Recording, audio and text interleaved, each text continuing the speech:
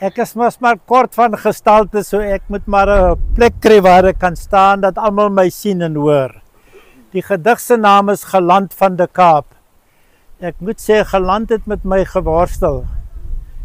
Dag en nag. Soms in die vroeë oggendure en soms in die nag. Geland as strand, parmant, opstandige kaland.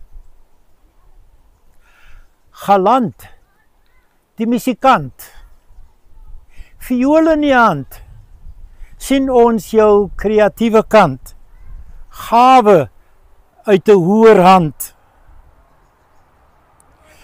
Littekens en kepe in jou lyf en jou gees, blywende bewyse van die duisman se reg oor jou siel en jou vlees. Want slaaf is jy en slaaf sal jy bly. Met sy riksdalers betaal, bly jy lewenslang as kneg opgesaal. In die slaweregister as 'n bate omskryf, sy besitting is jy in gees en lyf. Maar in jou siel, in jou gees, brand die vuur van protes, 'n verterende vlam om vry te kan wees, 'n eistere wil, 'n opstandige streep, die drang na bevryding soos 'n vuisvaste greep. Geland van die Kaap, wat was die moment toe jy voel, dit kry nou end?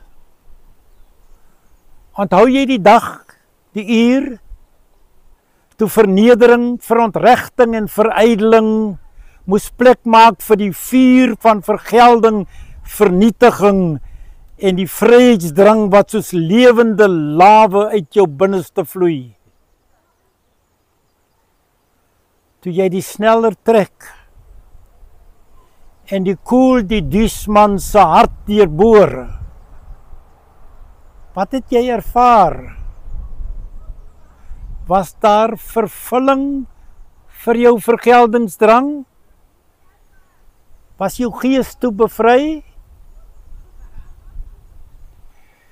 Die verhoor is verby. In plaas van bevry, word jy in kettinge uit die Kaap uitgery. Die regter se uitspraak, die maal in jou kop. Jy sal hang aan jou nek, tot die dood jou betrek. Jou kop op 'n paal, op die mees opvallende plek. Geland van die Kaap, toe jou niks siende oë, vanaf die 12 voet hoë paal, deur reën en sneeu en brandend son, oor hierdie barre Bokkeveld vallei, die niet instaar. Het jy ooit kon droom, hoe sou jy weet, dat jou verzet, die saad sou wees, waaruit 'n dragtig boord van menslike protes sou groei? Ek dank u.